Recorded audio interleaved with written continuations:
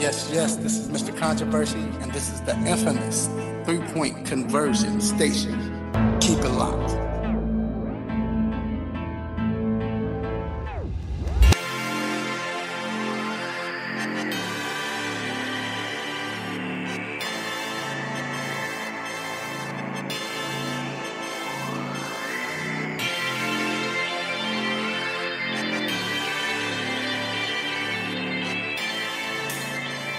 Yes, we are back inside the three-point conversion sports lounge. Mr. Controversy here on a Saturday morning. Did you miss me? Getting ready to talk sports. You know I can't do this by myself, or I won't do this by myself. Got my road dog, my partner in crime. It's a D Intellectual. What up, baby? Yes. What's the deal? Early Saturday morning, beautiful outside. About to get it in, talk about these sports. So much to get into, man. So much to get into. College football today. Not really big games, but it might be for some teams that are expected to be good. It's really not. It's time to prove themselves. Got NFL this weekend. Saints and Falcons. You know, that's big here in Atlanta. That's big in football regardless. I mean, that's just a rivalry that you can't, like, NFL wouldn't be a league without that rivalry. And honestly, to me, that's the best rivalry right now in the NFL. Bears, Packers, yes, but, I mean, we keep getting beat by them. So, Pittsburgh, Baltimore is not the same. But the Saints and the Falcons, I mean, every game is like, I don't care if the Falcons have the worst record in the league. When they play the Saints, they're going to make it competitive. They're going to win one. They're going to split. So, you know, but anyway, like I said, there's so much to get into, man. And I want to shout out to everyone who's listening. I want to shout out to our sponsors, Salad Express, also Seneca's Barbershop, and Sucker Free Life LLC. All right. And like I said, it's a lot to get to, man. We basically gonna get into and get deep into things like the NBA and people demanding trades and stuff like that. I don't know how, that happens, but we'll get into that. Also, we're going to talk the Atlanta Falcons, New Orleans Saints. Going to talk college football, man. What's up with the Big Ten? Man. How embarrassing. Ugly. Last week was a disgrace. Disaster.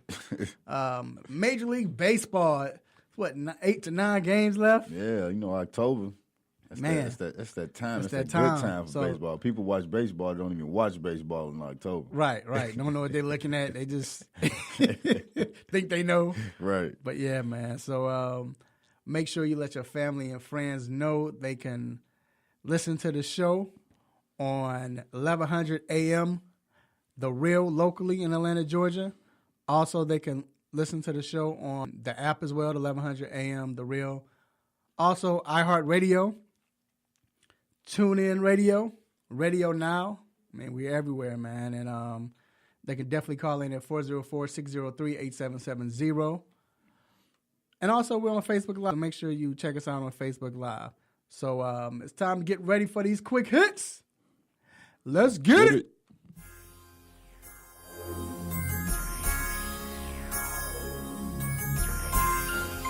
Shout out to Sharon Beats. Keep making your beats. Okay, so we have to start off with first. Tiger Woods is here in Atlanta at the Tourist Championship, and he is tied for the league, ladies and gentlemen. Yes. Tied with the number ranked Justin Rose after 36 holes. But just the fact that Tiger is Justin, at number one. And Justin had to have a better round. Like, I think he went 3 under as opposed to Tiger going 2 under to even catch Tiger. So he doing his thing. Let's go ahead and get it, man. Let's go ahead and get this win, Tiger. Yeah, and he looked confident, man. He looked very confident. And all the last events he's been in, he's getting confident. Even when the golf season first started, right? You can see he wasn't mad that he wasn't winning, right? He was worried about his putting. He was saying like he see the positive things. And man, Tiger rounding in the form, yo. Yeah. And the thing is, not even just confident, he looked comfortable, calm, relaxed, comfortable. You know, and we hadn't seen that in a long time. In years. They don't want these problems if he get back in the form, man. Yeah. Like seriously. That was good to see. Moving on. Man, I hate to talk about this, but we have to. So reports came out, you know, they were doing Maryland, which I commend the fact that they were like, you know what? Maybe we dropped the ball. Yeah, we're not staying away from this. Let's figure out see what happened. Yeah. So reports came out that they found Maryland Terps. They found them to basically they failed to properly diagnose and treat Jordan McNair, who died on June 13th. Rest in peace. Rest in peace. We figured this. We saw it. Right. We spoke on it and how it was probably exactly they dropped the ball and this just solidifies it, right? Right. But now that we see that it has happened, I mean, like what's because right now coach is still suspended. So if that's what the results come back, right? The suspension is no longer suspension, right? It's termination. Because why is he? I mean, like you're the head of this, right? Like even with the with everything that happens, right? It's always the head coach that deals with it, right? It's always the head coach that should have been looking over the program, should have been doing this, right? So this is bigger than anything. It's bigger than prostitutes hanging out with players. This is bigger than money being exchanged. This is a death, right? Mm-hmm. So yeah, you got to lose your job. No, you're right, man. And like I said, it's I don't understand. I always say this. I don't understand why coaches. It's like with police and everything. That's the way to do it now. You get in trouble, okay, you're suspended with pay. Let's find. No, man, just. Yeah, but you know, and it's hard, right? And I think that's one of the things of being a coach, because I think the way that they regulate high schools now, right? Right. Like you can't do this. Like you can't practice more than 2 times a day. You can't do this. Like because of how think about it was when we was in school, right? Like if you say you tired, what your coach do? He get in your face. You ain't tired. You ain't water. You don't have asthma. Right. But on the other side, well, we used to be doing that because I don't have asthma. But if I say I got asthma, maybe he gonna let me stop. Nah, right? You're right. You're right. So it's hard, right? It's like I said. I just hopefully the family. I condolences go to the family. Man. And that's the only thing that's really important is the family and what they're going through. All right, moving on. Chicago Cubs. Speaking of suspension, Chicago Cubs shortstop Addison Russell has been put on administrative leave by the Major League Baseball after his wife opened up about the abuse she says she suffered in a blog she wrote. Remember, ex-wife. This was ex-wife. They got divorced. I don't know if they got divorced or not, but I remember it came out. Yeah, I remember exactly. It was like 3 or 4, about 4 months ago. Nah, it was before that. It was last season. He was suspended last season? Yeah, it was last season. Okay. Last season. They suspended him for like a short period That's of time. right. I thought it was this season. But either or, he got suspended before, and this came up. Now, because that's right. And the lady came and talked about, her friend brought it up. Right, her friends who brought it up, right. Now, she came on and talked about this blog. It's how I feel about it, right? She has the authority to do that. She should do that, right? If she's been getting beat and she's always been an issue, definitely, right? Here's my thing with the MLB, though, right? Y'all should have investigated it last year and figured out what was really going on.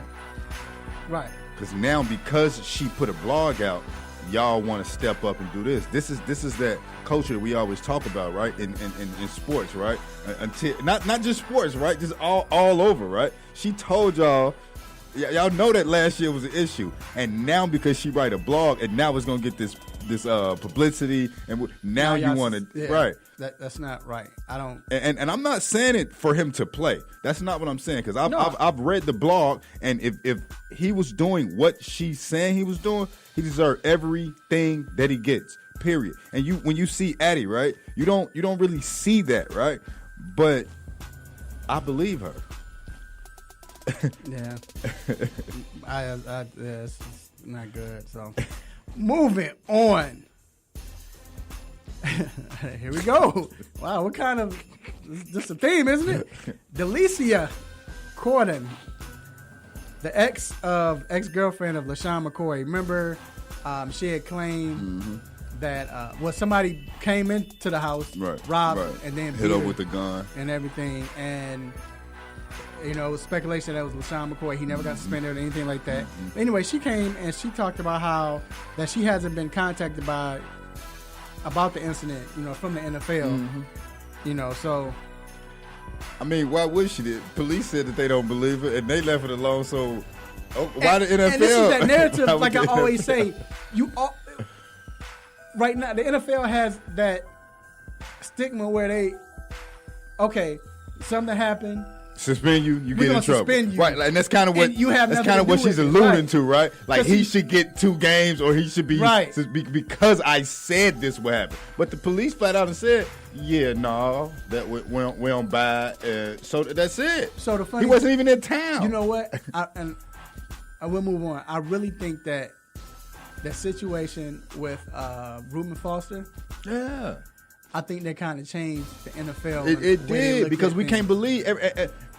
Well, yeah, like she wants the NFL to do something, but if the police aren't doing anything, you can't expect the NFL to be the police. But the NFL has operated that way, right? Where the police haven't done anything, but the NFL still stepped in to do something. We gonna get you, but like you said, since the Reuben Foster thing, and they see that the Reuben Foster thing was false, they kind of like they kind of want to hold back a little bit to get the right reason. And just so we know, Reuben Foster was suspended because he got caught with some weed. He wasn't. No, suspended but remember they was about to suspend I know, him, but he wasn't suspended because he still got suspended. But it wasn't about him getting into trouble with the thing. Well, no, it was but because remember beforehand he was right. No, I know. Yeah, they rescinded it, yeah. But he still got suspended. But it was because of the weed. Right, but I'm saying when they first suspended, and then I think the NFL they should you can't because it got to the point where we were saying like if some they were worried where if a woman or anybody just say this happened that the NFL gonna suspend you for 6 games. Right, so it's crazy. Moving on, here, another complaint.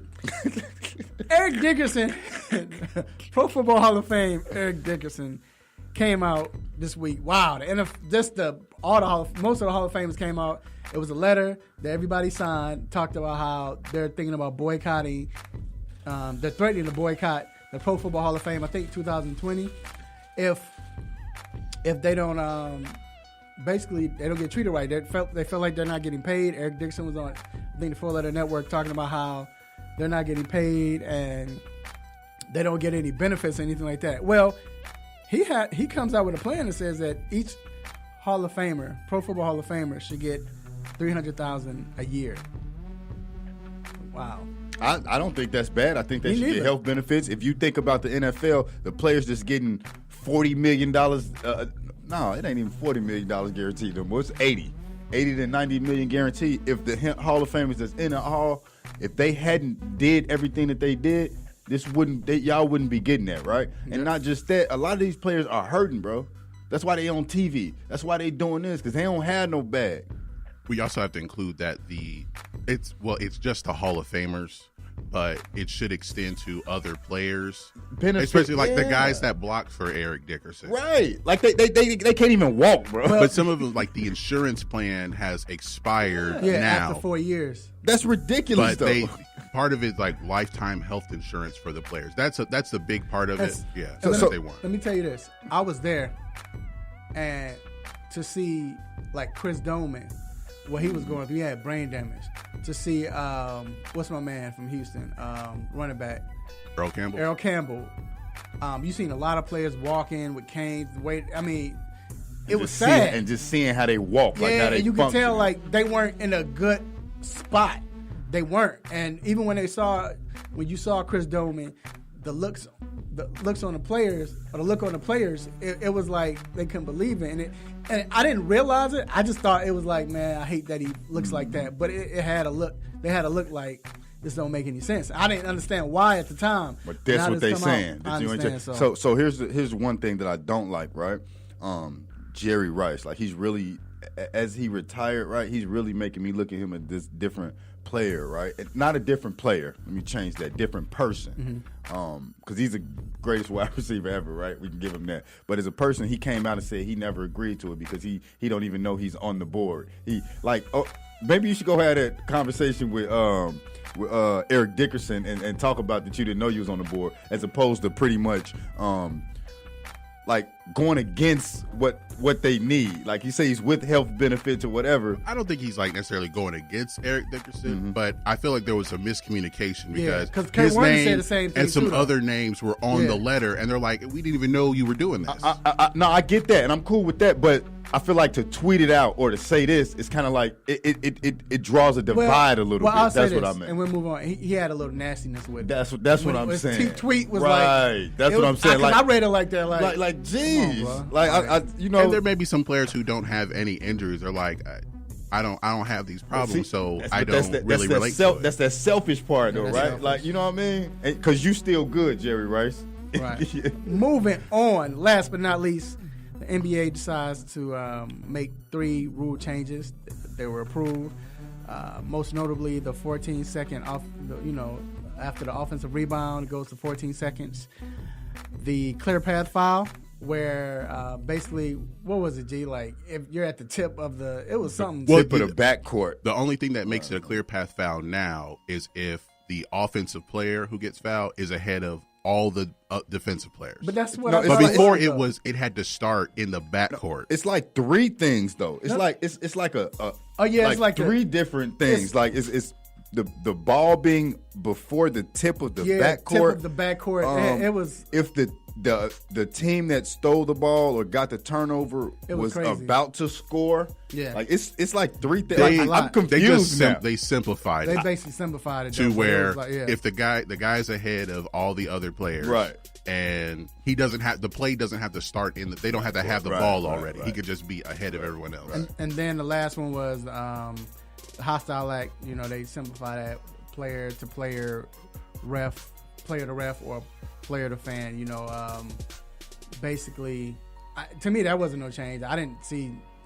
Well, I think they probably added in the fan part to kind of trigger instant replay just to see if there was what started a certain situation. And they should, because I think that the fans need to be held accountable. Well, it was like basically they were saying that, and it was like I said, I always looked at it the same way.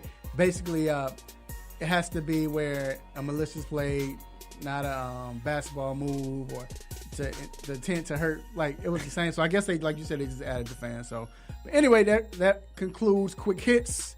We're gonna take a quick break and we'll be right back.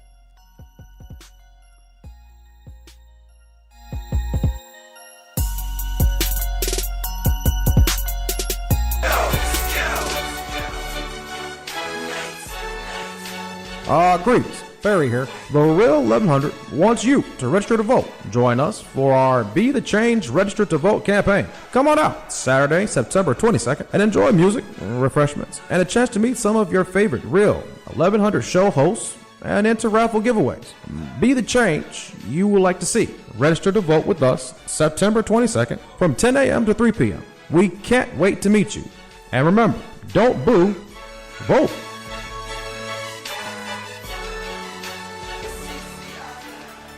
Hey, what's going on? It's your man Terrell Thomas. We out here right now. Big up, shout out to the 3-point conversion.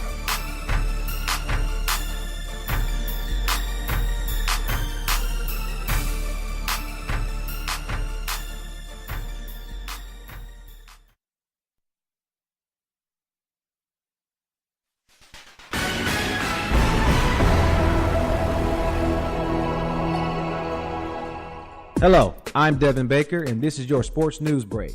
Last night, here at home, the Bravos made 2 the magic number as they came back in the 7th to beat the Philadelphia Phillies 6-5. Ozzie Albies hit his 23rd home run of the season. It's hate week here in Atlanta as the Falcons host New Orleans this Sunday at Mercedes-Benz Stadium. Both teams stand 1-1 but the Falcons are tied with the Bucs in the first place standing in the division. Now the number 2 ranked Georgia Bulldogs are trying to continue their hot stay as they travel to Mizzou to play the Tigers. Meanwhile, over at Tech, they're hoping for a good old-fashioned upset against the number 3 ranked Clemson Tigers. The game will be played at Bobby Dodd Stadium at 3:30. The Atlanta United pulled off the W Wednesday and are looking to keep the win streak going as they host Real Salt Lake this evening. The game is set for 7 p.m. Make sure to follow 3 Point Conversion for all your major sports news and updates. It's where fans' opinions matter.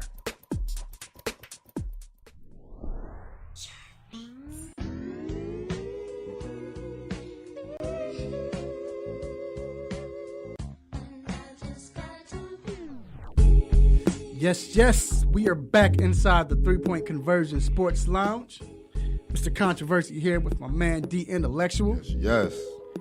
And this next segment, The Hot Topic, is brought to you by Cindy Cousins Barbershop, located on 3000 Chapel Hill Road, Suite 206, Douglasville, Georgia. Great barbershop. I always say, no chair empty. Everyone can cut. Some of them can talk sports. Politics, and it's good with politics. Nobody's getting in a fight. Talking. It's community, children, everything, man. Like I said, it's a great barbershop, man. Shout out to Dwayne Chambers. You can follow him on Instagram at Simha the Barber. That's SIMHATHEBARBER. And appreciate you, Z. Quickly, they didn't basically. That's where I got the idea for the 3 Point Conversion inside that barbershop, and now they didn't got the chair, and I guess I don't know if anybody can sit in the chair, but they got the 3 Point Conversion shirt on that chair. So I appreciate that, man. Great gesture, dog. So this hot topic, we're talking. Well, before I even say what we're talking about, let me give you a little run around what happened. So this week, Jimmy Butler came out and talked about. He just came out and said, "Yo, I demand a trade. I want a trade, and this is where I want you to trade me." Like the nerve. A lot of NBA players get away with this. Where I want to get out of my contract. I want to be traded. I don't want to wear red shoes. I want to wear blue shoes. All of that, And now Minnesota's like, okay, so we're listening to trades. And like, what? Wait, Tibbs what? Tibbs wasn't, but he said, "Hey." Tibbs said, "Hey, you're here." Nah, Tibbs said, "Hey, I hate that you feel that way." This how this gonna go though. Right, but now they're listening to trades. I can't stand this. So my question is, how much power should players have in professional sports? So here's the thing with me, right? Like you sign a contract, right? Like you sign a contract. You sign a contract because you want to be with this team, right? Even when the Bulls traded him, you know what I mean? It was kind of I think that was more mutual, so it wasn't that bad. But you wanted to go be with Tibbs, right? Right. Like he agreed to that. He wanted to go to Tibbs. It was great. It was, you know what I mean? And from what I'm hearing, it's not what the like animosity between him and Cat and Wiggins. It's not that as much as people think, right? It's more so his contract situation after this season, him being able to sign up for a bigger contract, and they know that Wiggins is paid, Cat finna be paid, and is it gonna strap them? Is he gonna be able? Are they gonna be able to win there or get another superstar? Things of that magnitude. I think as part of it is that the Minnesota really doesn't have the cap space to sign him to the max contract that he should get. I mean, I think Wiggins is actually making more money than him. So, yes. And I feel like there's a little bit of discourse between him and Wiggins and Cap because Jimmy Butler is this like hard scrabble story. Yeah, he was a late first round pick, but he kind of came out of nowhere and he worked himself to this star status while Wiggins and Cat are number one picks and everything's been handed to him. So there's a little bit of animosity there to where it's like, why aren't you working as hard as me?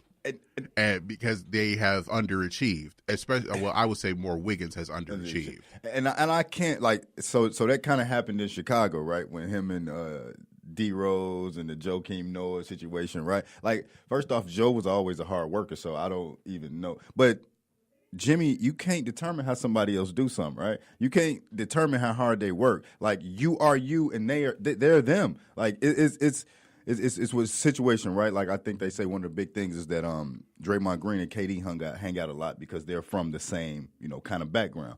And then Steph and Clay kind of hang out because they have the same background, like coming from something, right? So that's kind of how Jimmy is. And I'm not saying the money part, but I work hard. I came from here, so you supposed to do it the exact same way.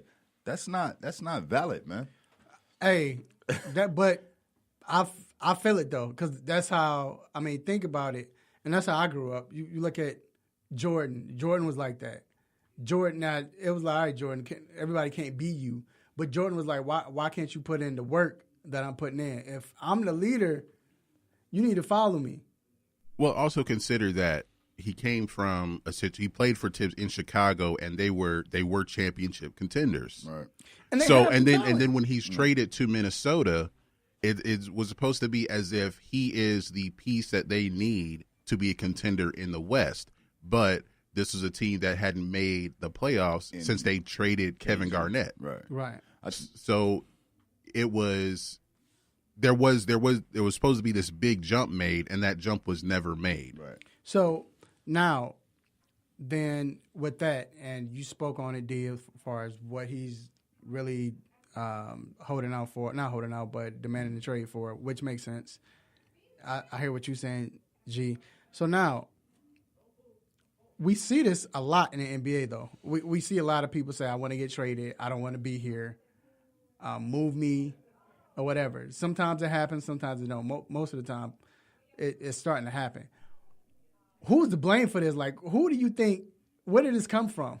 This is part of the collective bargaining agreement. I mean, I don't know the specifics, but, and also with just the sport of basketball, as far as a player having talent, he can play anywhere. He can play for anybody. Right. That's kind of like the notion that people have, as opposed to football, to where, like, okay, if you can't trade a 3-4 linebacker to a team that plays the 4-3. Right. His role is going to be different. You can't just trade him there, even though he has this talent, but it's for a specific scheme. The scheme part isn't a big thing in the NBA. If a guy is a shooter and we need a shooter, I mean, there's certain skill sets that can work, but the notion is that any NBA player can play for any team. And also it's easier to make trades in the NBA because all you have to do is make salaries match. And if something else, and if the salaries don't match, you can get a third team involved. So because there are ways for trades to get made, and with certain contract things coming up, then it makes it easier for a player to kind of dictate where they want to go before they're a free agent. Mm-hmm. So because of like things in a collective bargaining agreement, players can control more of what they want to do, because basically you get drafted, you're probably going to be there 6-7 years because you always sign that first extension, and then you can become a free agent. But if it's not working out, then you can kind of use they have the power to kind of dictate where they want to go. And I just thought about this real quick. I just thought about the trades, because at first, I don't like this. I'm against that, where I want players to have. I don't want them to be where general managers can just dangle them and do whatever they want. I get that, but at the same time, I just thought about this. Usually, hockey, they make trades, but it's usually during trade deadline. Baseball, you see it a lot close to trade deadline coming up on the playoffs. Football, like, rarely. I mean, you see more trades in fantasy football than regular football. Yeah, no, it's not really. It don't happen. So I guess I understand why teams say, you know what, if he's unhappy, we can get something out of this, rather him just being unhappy and then he leaves. And, and that's the point that I was going to go to when you was going to say who to blame, right? Like you can say the player, right? And then you can also say the owner or the GM, right? But it's kind of like if the GM doesn't trade him, right?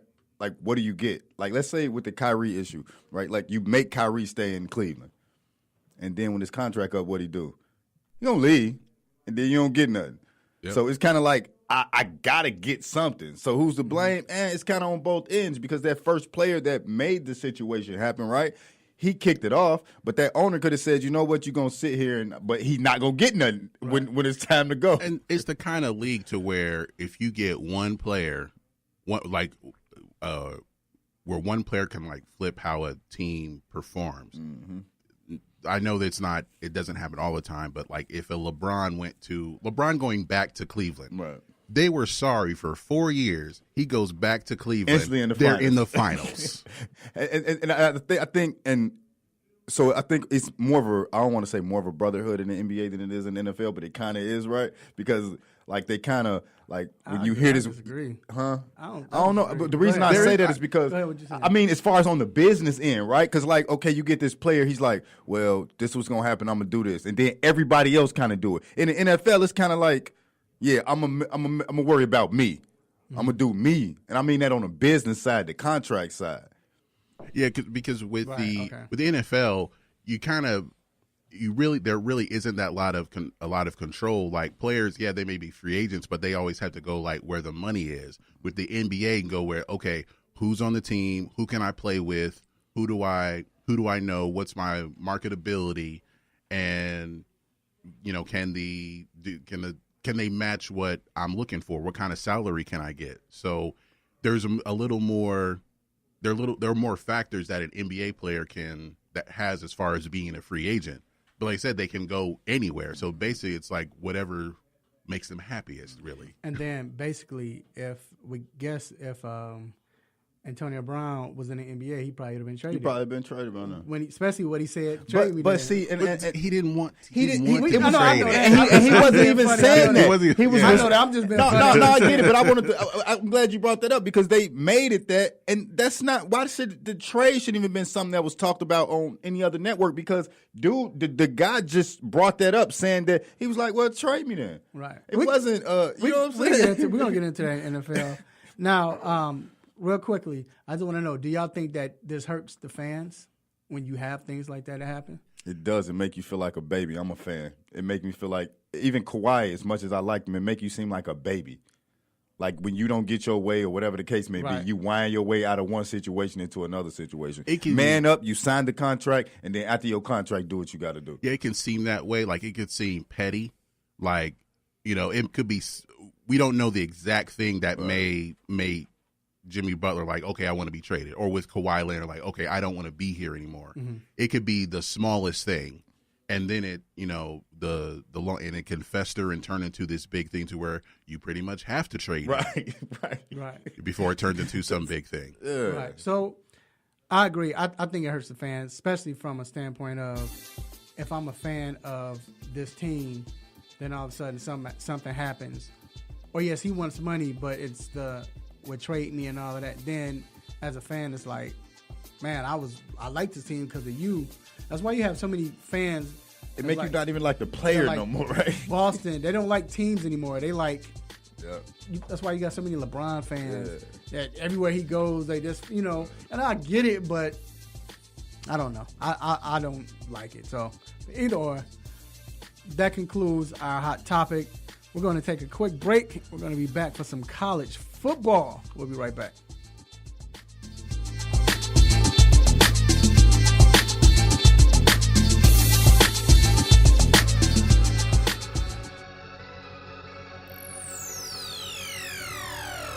Ladies and gentlemen, this is Cat Williams, and you are listening to 3 Point Conversion Radio.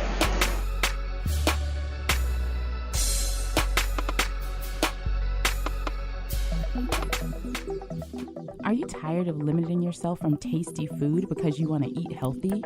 Well, Salad Express will fix that problem for you.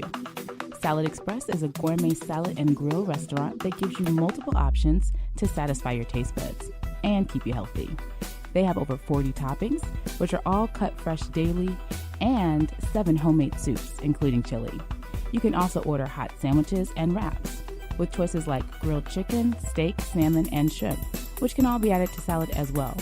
Go ahead and visit them today at 1055 Mansell Road, Suite 600 in Roswell, Georgia. Your taste buds will thank you.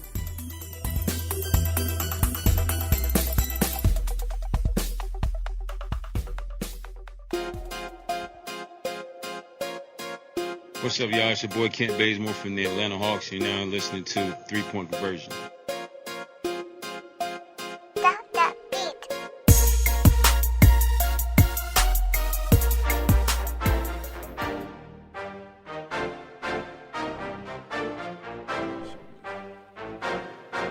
Yes, we are back inside the 3 Point Conversion Sports Lounge. I'm going to give a special shout out to my man, Mr. Ron Witherspoon, who was in the building with us in the back. Hey. Appreciate you for your support, sir. All right, so college football. This week coming up, it's funny because I have a feeling it's not a big week as far as games and, big games or anything like that. You have the Stanford-Oregon game tonight. But other than that, it's not any big games. But at the same time, I feel like it could be some upsets. It could be some, shoot, look at last week. I think that Alabama and Texas A&M a little bigger than people giving it props for, man. It can be. It's just the thing is the fact that I don't know. Man, the way Alabama slandering folks, it just.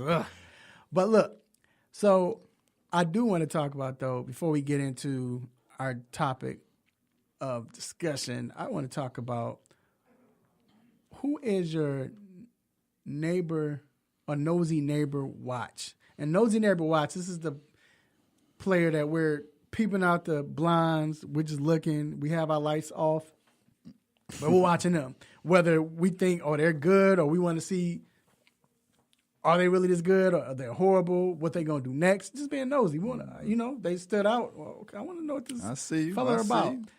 Who do you have, D? Man, I'm going to go with Alvin Davis from Akron, man. They beat Northwestern last week. He had 2 picks. He won the Nagurski Player of the Week and Bednarik Player of the Week. Man, if he continues doing what he's doing, then he going to get heavy consideration from, one of these NFL teams. And I think even based on that, because there's so many rounds in the NFL, we know how it goes. You know what I mean? He probably definitely is going to get drafted. But if he continue on the path that he's on, he's going to be a nice lottery pick and a surprise DB. You know how it is. Every year we come out, it's this DB that did something, right? Like he came out of nowhere and he made this big impact. Alvin Davis can be that. Man, when I tell you he won so many awards, and the funny thing is we cover Akron. Shout out to LA Broaders who was covering the Akron Zips in Ohio. But when I tell you this dude won so many awards, and we kept the 3 Point Conversion email kept going off. It was back to back to back to. I'm like, man, I can't put all this stuff out, man. Like, come on. But yeah, he's doing his thing, man, and he's a beast. He's definitely a beast. The guy I'm looking at that I'm just peeping out the window is Darnell Henderson. He's the running back for Memphis Tigers. He's leading the league in rushing. He's not getting a pub that I think he should get. I don't know why. I don't know if it's because Memphis.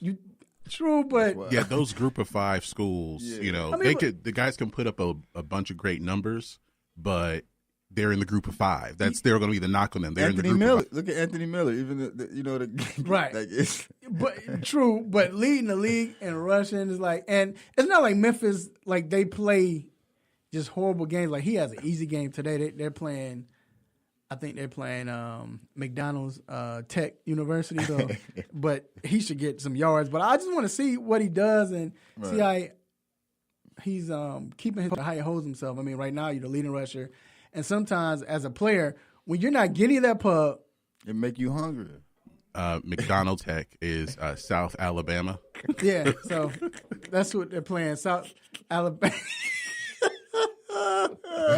Thanks for the clarification. Thanks for the G. clarification, but they're playing McDonald's Tech, everyone. I'm just shout out to South Alabama. I'm sorry, I ain't no disrespect, but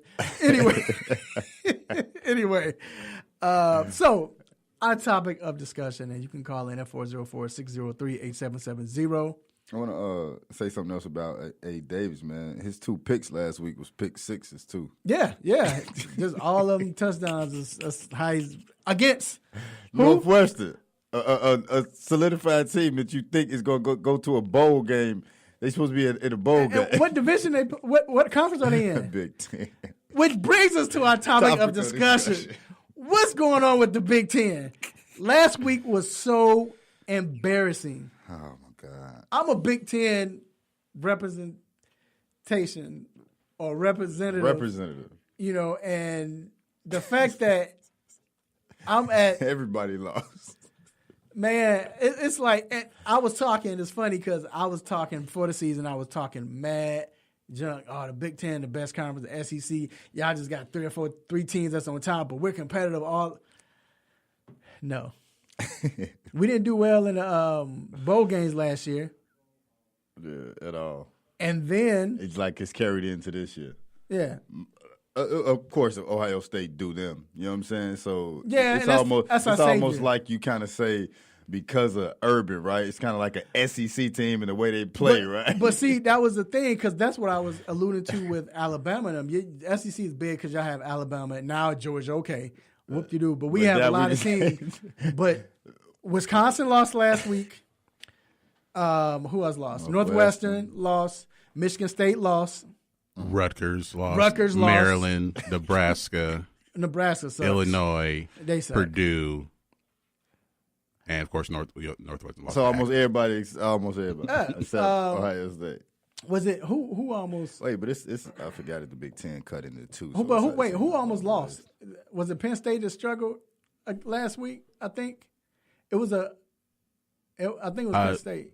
Or what? No. It was some team that they struggled. They won. I can't remember who it was, but it was just that, like I said, it didn't look good. Where I don't know what's going on with the Big Ten, and why do you think the Big Ten is like the way they are? Like they're just cupcakes right now. Like when you think about the Big Ten, right? What QBs do you think of other than Haskins? Tom Brady. Right. Because he played at Michigan 37 years ago. McSorley, really? That's it, though. McSorley is the only person. And because Shea hasn't shown up yet, right? And we know Shea only because he's from Ole Miss, and he almost beat Alabama. If he hadn't did that, we'd be like, well, yeah. and that's the thing, though. It's not, first of all, we all know Big Ten is not the sexy conference. It's SEC. So what does that mean? That means the SEC gets players from all over, right? Mm-hmm. Definitely the South. I mean, definitely Georgia. That's pretty much where everybody coming from. Georgia, Alabama, South Carolina, Florida. Yeah, Georgia really taking over. But Alabama, teams like Alabama, Georgia is starting to get to that point now. I think they will, where you can get players from California to come down. You get players from Texas or whatever to come down to play with the team. Even the Pac-12, they get the Pac-12, but some teams are able to get players, from other states. Mm-hmm. The Big 12, they mainly, but they pick from different states in that conference. Right, it's kind of a conference thing. The Big 10, Penn State is getting players from Pittsburgh. Michigan State is getting players from Michigan. Ohio State is the only team that gets players maybe from other anywhere. Everybody else from their state. The area. And I think that's the problem is the fact that it's hard to compete. And they're competitive. I always say they're competitive. Big Ten, they're competitive against each other because, one, they play each other all the time. But then, two, the fact that same type of players. You're not – it's the same type of players. Like, you're not getting 5-star players. I mean, a team might have 1 5-star player. Like, you name the quarterbacks. What wide receivers can we say that they throwing it to in the Big Ten? Like they get like 3 stars. So all we know is linemen. Yeah. We know the linemen's gonna be big, especially Wisconsin. But them big jokers, always DNs. But like you say, always linemen, especially offensive linemen. Like when you think about it, where do most offensive linemen come from? Right? And maybe because of the players that they can get, Big Ten is a drag out. They're like, okay, I know we're from up there. G, I ask you, if Ohio State is not playing, and could you sit? I know you're not big on college football, but could you sit and watch a Big Ten game? The only other Big Ten team I could stand to watch other than Ohio State is probably someone like Michigan. Right. But is that because of their rich? Yeah, like it's a brand thing. Like right. Wisconsin, I mean, you know what you're gonna get, but like they're known for offensive linemen and running backs. Like I don't know who they're a top 10 team, right? Or they were. But still, I don't know who their quarterback is. Right. Mm-hmm. Exactly. Like it could still be. I don't know. They have someone named like Joel Stave or something. Yeah. Hornibrook. Yeah. Or is he still the quarterback? Yeah, he's a quarterback. And if he wasn't playing for the Seattle Seahawks, I might think Russell Wilson is still the quarterback of Wisconsin. So, do y'all think that the weather has anything to do with it? I think so. I think that's why Wisconsin. It's hard for them to get quarterbacks because of the weather. Right. And I think that's affecting Michigan as well because they don't. It's hard for them to get a quarterback, even though they have a coach who was a former quarterback. But Ohio State. Now, Ohio State, until now. That's Urban Meyer. But he's able to get him, so that's what I'm saying. So it might not. Well, he gets a certain style of quarterback. Right. And he's a brand himself. He's his own brand. Yeah, and because in Ohio, there's so much invested in football, you can get a quarterback sometimes. Yeah, they bigger than the other football team they got in the state. True. Well, like I said, it's sad to be from the Big Ten. I used to always give SEC, like, man, y'all got to, of course y'all got players, y'all giving them money. You know what I'm saying? Right? NFL U, y'all got Alabama down here. Of course y'all one of the best guys. They paying them. Yeah, of course. Yeah, so that's why. But now it's like, man, maybe we need. Well, Stop I ain't gonna say that. So they need to do something. Just figure it out. But like I said, interesting games. We'll get back into the games later in our weekend picks segment. But we'll see what happens. Can they bounce back? I don't know. Ohio State looks like they might run the table, but then if they lose, man, look, I still think if they lose early, then they can come back. No, I don't think. I think it's too late for them to come. They can't lose anymore.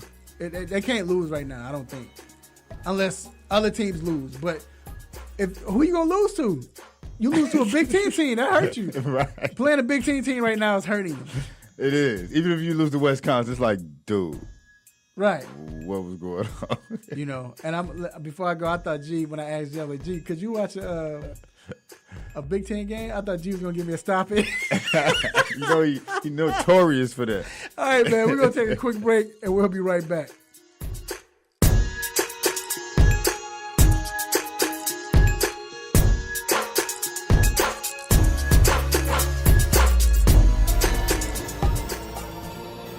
Hey, this is Gary Payton. Y'all listen to 3 Point Conversion Radio. It's the bomb.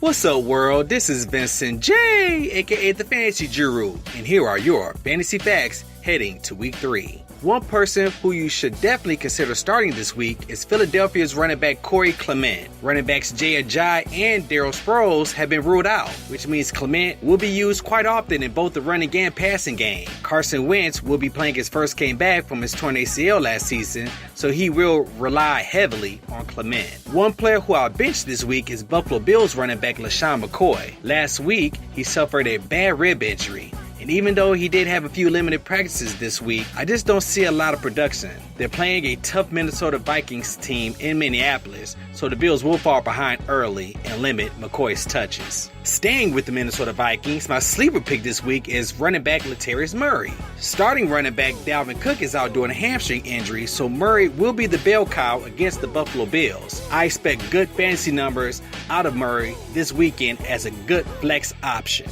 Before I go, I just want to give a huge shout out to the Cleveland Browns for winning their first game since December 2016. It's the Baker Mayfield show now, but let's not jump the gun and scoop them off waivers next week until we see more. But I can say this, quarterback Tyrod Taylor can officially be dropped in all fantasy leagues. Now, if you want to check out more fantasy facts and my ahs and ahs, make sure you continue to follow me on the web at the 3pointconversion.com.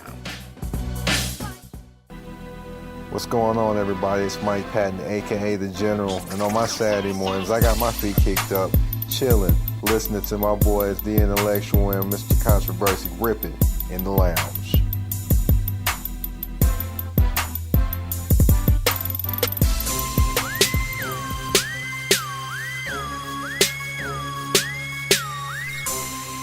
Yes, we are back inside the 3-Point Conversion Sports Lounge. Yo, I gotta give an apology, man. So I mentioned earlier that we got guests in the building, just sitting supporting my man Ron Spoon. Spoon is from South Alabama, AKA McDonald's Tech. I'm just That's what he brought up earlier. That's what D said that, man. D told me to say that.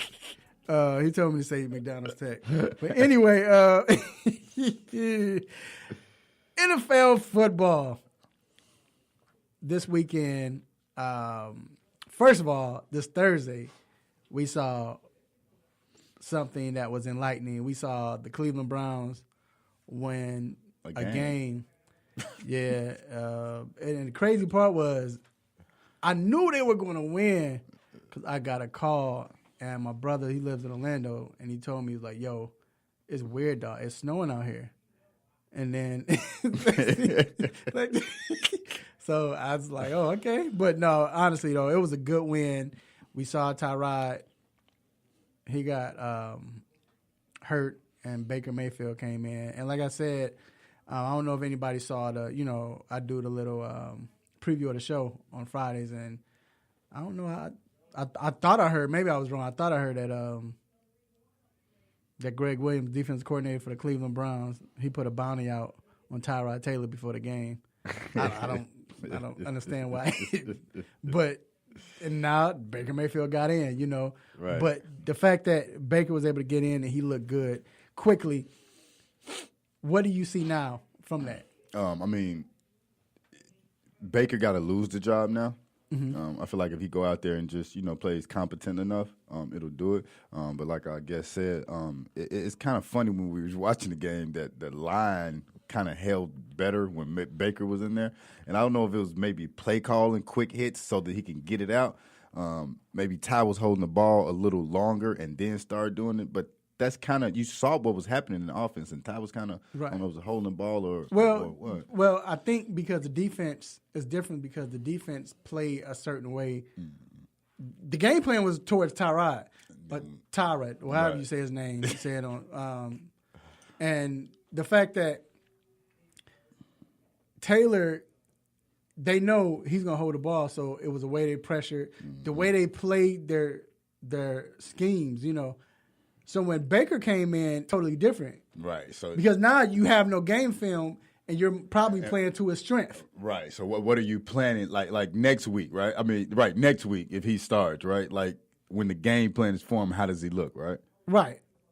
And so I really think that we should see, like I said, it reminds me of Kaepernick. The first 3 or 4 games you couldn't, and he turned out to be, he just was that good, but you couldn't game plan on Kaepernick because you had no film. Right, and I think and all that. With Baker, what you can't go by a half to get his tendencies, and it doesn't work like that. But if you Hugh Jack, what do you do?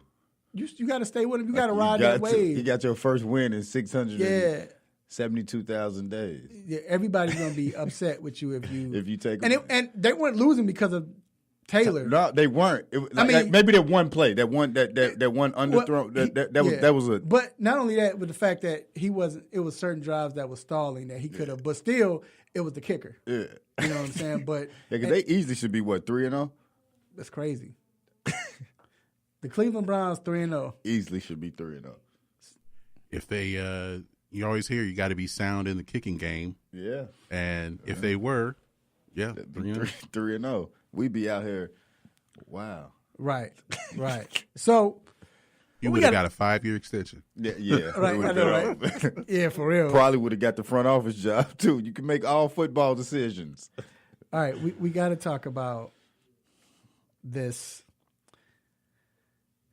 game here in Atlanta, Georgia, which is the big game. The rivalry. As Devin called it, Hate Week. And like I said earlier, this is probably the best. This is the best rivalry in NFL right now. I mean, hands down.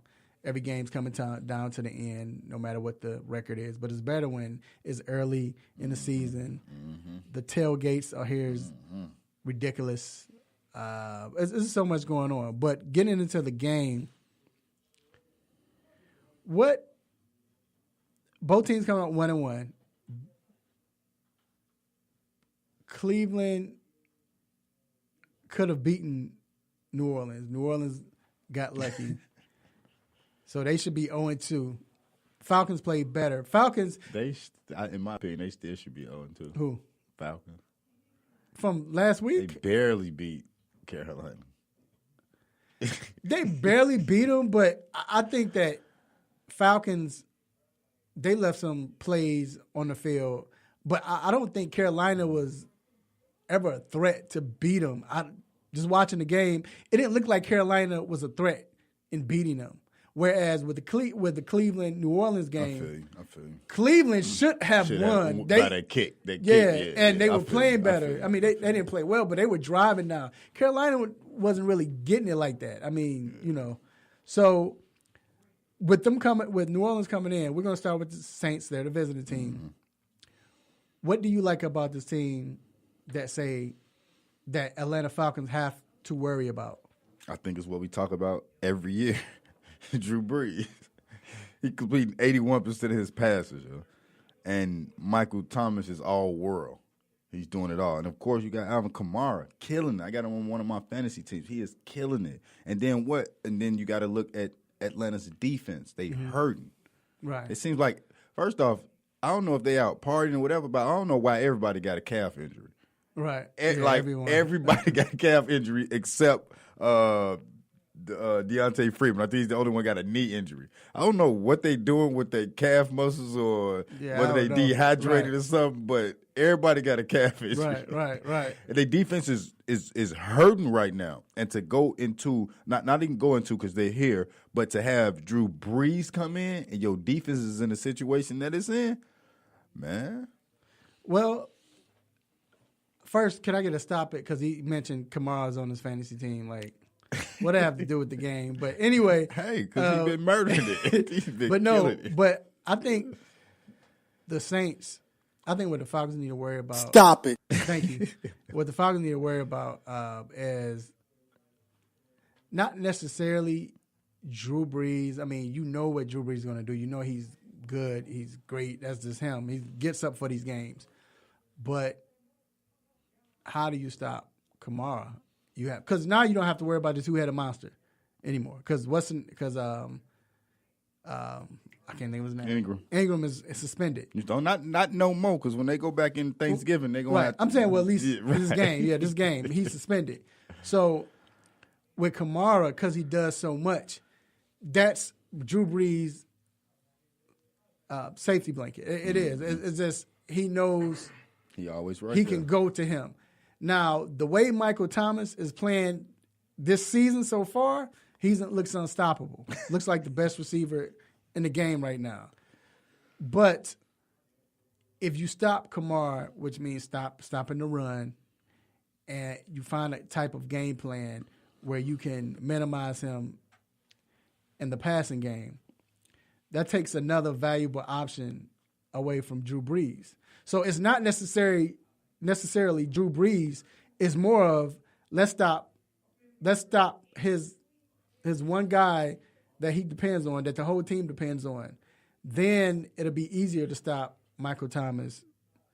It should be, like I said, the way he's playing, and everyone else. Because, I mean, we know Drew Brees loves to spread it around, but quite honestly, really spreading it around right now. It's not like that right now. Yeah, I thought Cameron Meredith was going to do a lot more. And I know it's still early in the season. He was coming off that big ACL injury, so maybe he'll round in the form. But the preseason, he was looking pretty good. It looked like they had a little chemistry. But again, like I said, it's only the second. It's only the third week. So, things will happen. So we'll see. If you can slow down Mike Thomas and Kamara, because Kamara isn't really doing anything on the ground. He's got 75 yards, but he got 2 touches. But he killing in the coming out the backfield with 165. So again, like you said, you ain't got to worry about the two-headed monster, but that's why I say you got to stop him. Yeah. Now on the offensive side for the Falcons, what should it be? G, I'm gonna let you come in on this. What should it be? What should the Falcons be doing to attack that? Because the defense is not good. Like, do you think Julio, looking at Saints defense, this year, should this be the game where Julio and Ridley goes off? It doesn't. That's not necessary. Not to where they both have to go off, but one of them has to. Mm-hmm. And I know the Saints are going to be focused on Julio, but what the Falcons do are they put Julio in the slot, they put him in the left or the right, wherever. So if they're going to be worried about him, then Ridley has an opportunity to make some plays, and he made a few catches against Carolina. So it's going to be important for. He had a touchdown as well. Yeah. So he'll have the opportunity to make plays. So it's basically he's got to be ready because I think Ryan's going to come to him. Well, Ryan's got to be patient, but attack still. I think also with Matt Ryan, I don't know what it is to where offense coordinators don't trust him. It's like he's not allowed to audible. He's not allowed to. He can't check into something. It's like you run the play I call, but I think this is his 11th year in the league. Right. He should have the cachet to be able to. And that's funny you say to make some changes on the field sometimes. That's that Falcons mentality. Like, remember Vic didn't have the ability to audible. Like Vic didn't study. Well, at that point he was like, "Why study if I can't audible?" He gonna tell me to make the play. Yeah, just do what he say. Like. But you can study all you want, but when you're on the field, things can change. Right. But it's just with that Shanahan offense, which they're still running, and which comes from the Mike Shanahan and Gary Kubiak tree to where you can't make changes. Yeah. But things change. Things are different on the field sometimes. So I feel like I still don't feel like the offensive coaching staff trusts Matt Ryan, but when will you trust him? Or what can he do to gain your trust? Because I don't when he's able to make plays and improvise and do different things, the Falcons can be better for it. Right. And like you said, he's in his 11th year. Like, he's a veteran now, and he's won an MVP. He's not Eli Manning. He doesn't lack total awareness or anything. So before we go, let me ask you this: before we go, if Ryan if he went against what he said, what he's supposed to do, and he made a change, and it worked, do you think he would get, I guess, in trouble? I don't know if they would suspend. I don't know. Not suspend or anything like that, but look at that Seahawks-Bears game where Russell Wilson was changing plays because whatever they call was not going to work. Was going to get him killed. and when he changed the play, they got positive yards, and then he had to change the play again. They called a timeout, so they ended up wasting a timeout. So you're going to see something like that, right? In this case, if they still don't trust him. Yeah, that's a good call out too, G. That's sad, man. But look, it's gonna be a big game. We'll see what happens. we'll come up with our picks later on in the show. But again, Saints, Falcons. If you're here in Atlanta, you need to go downtown and tailgate with somebody. Trust me, you can fit in and just walk down there. Just go down there. If you have a Saints jersey or Falcons jersey, you're gonna fit in. That's the weirdest rivalry. I know we gotta go weirdest rivalry which is great, but before the game, I mean, you think you at a family barbecue. I'm talking about both. They talking mess, but it's right during the game, whatever. After the game, it's still a party. Like, it's not over after the game. So it's not like Chicago and Green Bay. We don't come over here. Right. Can't get no brat. It's crazy, man. So we're gonna take a quick break and we'll be right back.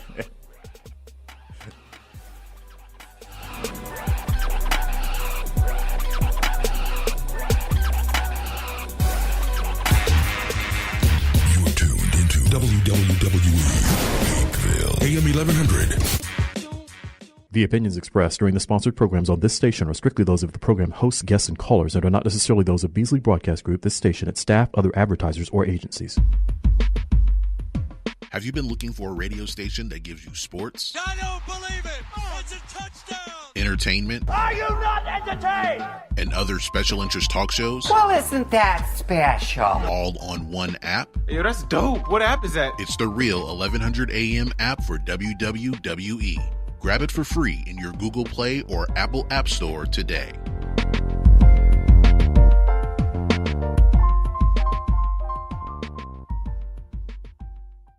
There's a lot going on in the world, and your world is always changing. That's why it's important to stay connected. The latest news, the latest entertainment, the newest music. If it's in the air or on the air, it can be in the palm of your hand, wherever you are, with the iHeartRadio app. iHeartRadio. Over 1,500 live radio stations from across the country, and over 15 million songs to create your own custom stations. Text IHR to 45495 to download the app or listen at iHeartRadio.com. Standard text and data rates apply. No mercy. Don't let up on him. Go hard on him, Mr. Controversy. Hit him with the stop it button.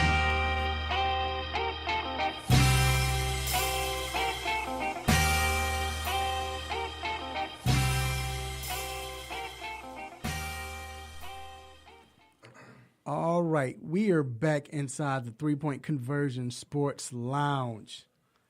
Of course, it's the time I love to thank everyone who is supporting us, giving us encouragement, watching us, and not just the show either, just the 3-Point Conversion itself, but, you know, since we're doing the show, who's sharing the show, listening to the show, and we appreciate you.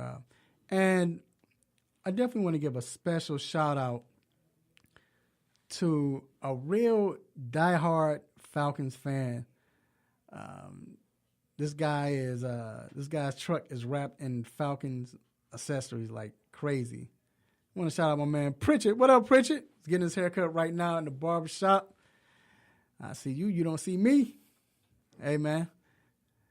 If y'all lose tomorrow, are you taking them Falcon accessories off that truck? What you gonna do? Are you showing up to work? Have to unwrap it. Or is it gonna happen like you're gonna do like all the rest of the Falcon fans do, you know, when they lose, whatever. So I don't know. UNZ just won't drive it. Yeah, just don't drive it. and don't show up for work on Monday. Right. That's what most of them do. Right. But we'll see, man. We appreciate you getting the cut, man. Shout out to Z also, man, a Saints fan in the barbershop. We'll see how that goes. See who have bragging rights.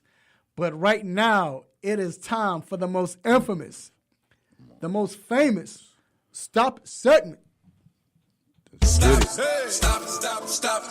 Stop it! Stop it! Stop it! Yes, S-T-O-P, new word, I-T. Stop it! Stop it. Get some help.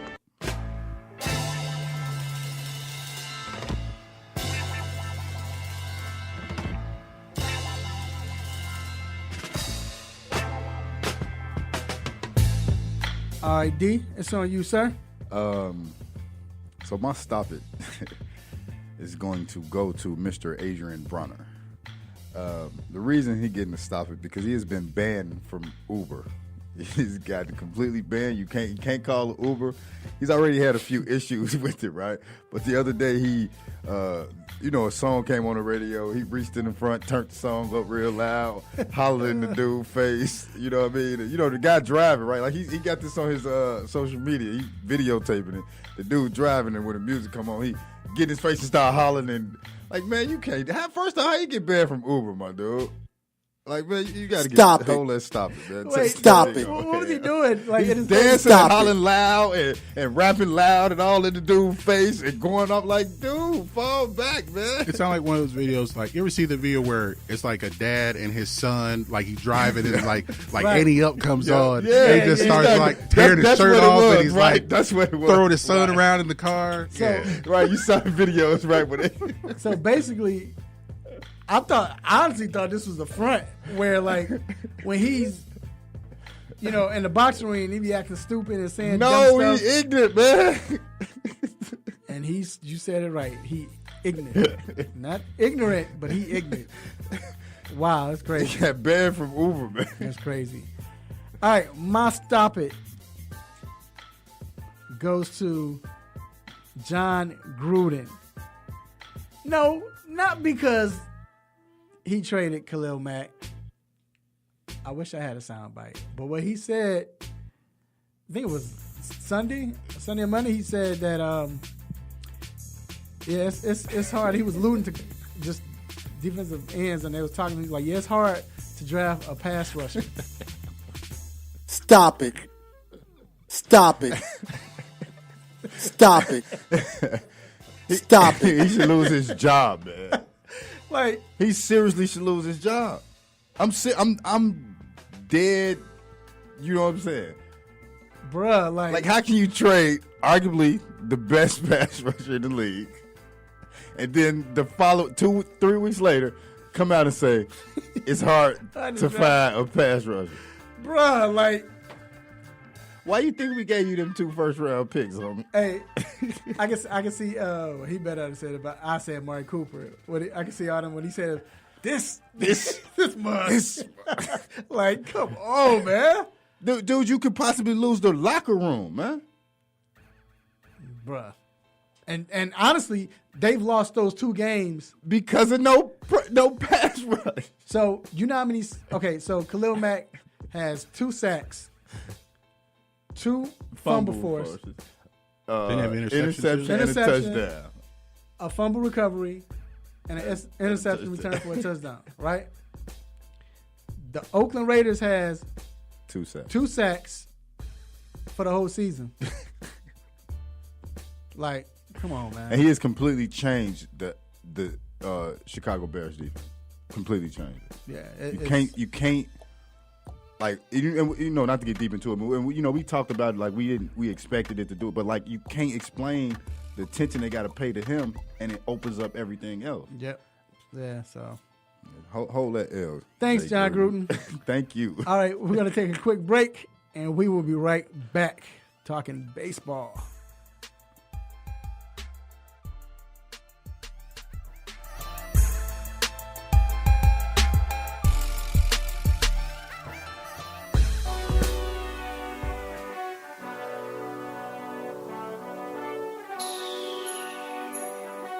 Let me break down to y'all what's so dope about the 3-point conversion. First of all, everybody is a fan of the game first. Second of all, everybody is a student of the game second.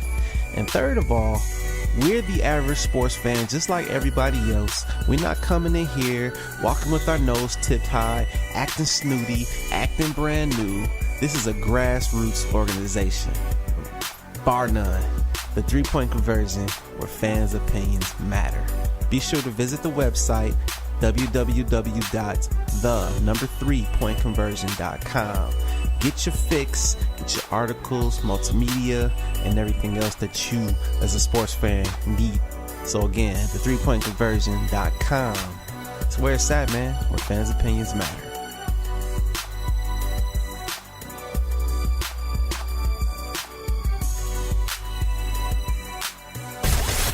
Junior Radio.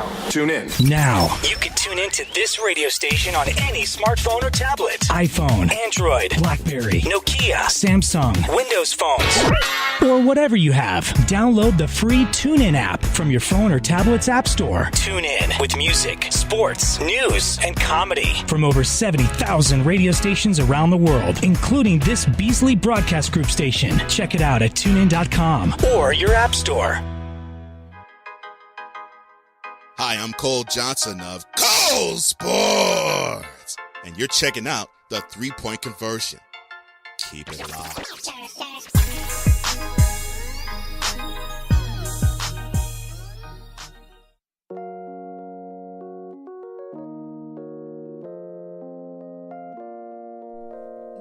Yes, we are back inside the 3-Point Conversion Sports Lounge. Having a good time. Quickly. What you got going on this weekend, G? Well, I'm still in the process of moving. And we also have, if you heard the commercial earlier, we have the voter registration drive here at the station. We will be here until 3 p.m. So come on out, get some refreshments, and register to vote. Gotta vote. What you got going on? Nothing much, really. Actually, chilling today. I'm gonna watch some college football. Tomorrow, of course, when we get the NFL in. Probably chill out, man. Probably go out, have a few drinks, something a little later tonight. What about you? Actually, I want some crab legs. Work. That sounds good. Work. After this, covering the Georgia Tech Clemson game, and after that, gotta go cover the MLS soccer game. You know, the United playing the Real Salt Lake City or Salt Lake. I don't understand that name. I feel like it's also pronounced like Real, like Real Madrid. Whatever. I feel like they try to do that, so they're taken seriously. Can we get a stop it for that name also? Because Stop it. Thank you. But yeah, so that's it. So like I said, I'm working. This week, Sunday, you know, it's football. That's all it is, whatever. So, all right. But enough about football. We have to talk about these playoffs, man. It's coming up in a certain league called Major League Baseball. A lot of people get excited about this. Like D said earlier, this is the time where your casual baseball fans get up to watch baseball. And right now, you have some divisions that are basically,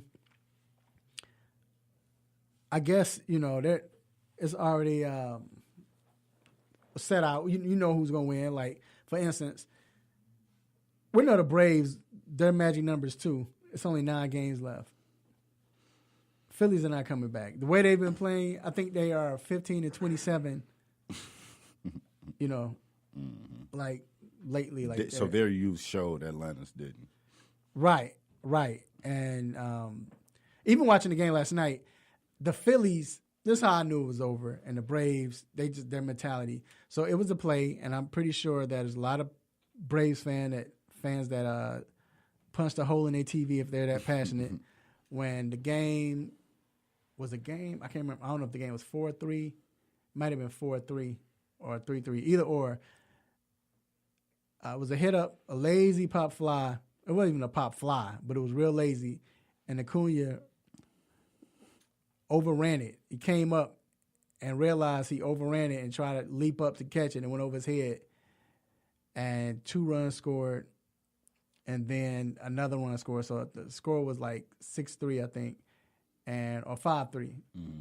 And then that same in the 7th inning, the same inning, then you see the Braves come back, and they get 3 runs, and they take the lead. So it was, like I said, the Braves are feeling good about themselves. They're confident. So we know that's under wraps. Now, Cleveland, they wrapped up their division in March. And, Opening day. They showed up there. Jeez. How y'all feel about that? Do y'all think that,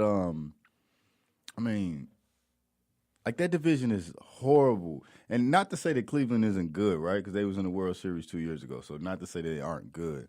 But that division that they in, man, like, it's like probably the worst division in the MLB. Yeah, it is. It is. It's got to be. It's got to be. And Boston now. But it's weird that the teams that were good once upon a time, like Kansas City had won a World Series. Right. The White Sox had, well, I know that was 13 years ago, but still they were competitive at least. Minnesota was competitive. Detroit had been in a couple of World Series. So, yeah. Jeez. Yeah, so, and the funny thing is Boston has clinched. They've clinched already. They clinched, was it yesterday or Thursday? Either way, they clinched this week. I think it was Thursday. I thought it was last week. Yeah. And they won 20 games. They got 20 more wins than Cleveland. That's crazy. And they clinched. I mean, they're, 10 games above? 10 and a half. 10 and a half over the Yankees. Jeez, and the Yankees won 94 games. Man, that's ridiculous. And the Yankees might have to play a road game. A road wild card game. Cleveland wouldn't even be in the playoffs if the Yankees was in the Central. Yeah, and so I guess I want to ask that with that division, hold on, with that division, Yankees, they're getting into the wild card. But do you think Boston is the scariest team? Yeah, look at their offense, man. The offense was ridiculous. I mean, Cleveland is no joke either, bro. So I'm looking. I know standings only do one thing when you're in the series, right?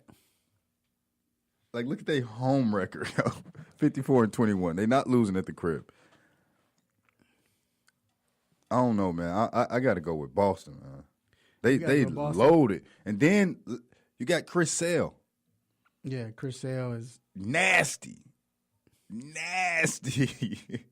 I mean, when you have a team that you've won 100 games, which is actually harder to do in baseball than people realize, and you have two players with Betts and Martinez, one of them could win the MVP, and it kind of doesn't matter who. Either one. And honestly, Martinez's numbers are ridiculous.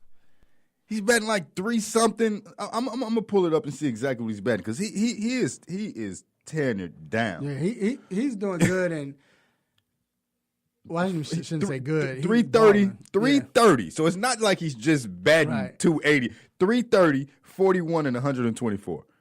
That's crazy. And Betts is at 339, 30, and 77 RBI. And he's probably at 77 because he leads off, yeah. Right?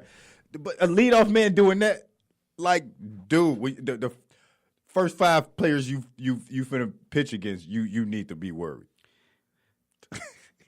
Now, Cleveland has gone on cruise control, though, because like I said, they knew they had it in the books. I mean, at one point, I think they were like 20 games up, right? Like, yeah, they were 20 games up, so they have it in the books. Yeah, I understand cruise control. But like I said, we'll see because we still got the AL West. Pretty much AL West should be wrapped up. The Astros have already clinched it. Yeah, that's wrapped up. But the wild card though. It's pretty much sold up too. Yeah, they're Oakland, Tampa Bay 6.5 out. That's what I was going to mention too. Tampa Bay would be leading the division in the Central. I got a feeling Oakland is going to lose like the next 3 games and make it interesting. Now, if Tampa could win, well, they're still up like 6 games, 6.5 on the Rays. But if they lose 3 and Tampa win 3, 3.5, that'll switch and then it's pressure. But I just got a feeling Oakland's going to make it interesting, But it's and again, I know we've talked about it, not going to get deep into it, but it's sad that possibly. So let's say that Oakland and New York goes on ends the season 7-2, right? Mm-hmm. We're gonna have 2 wild card teams with 100 wins. That's ridiculous. That's ridiculous. One game playoff, and then you go to the National League.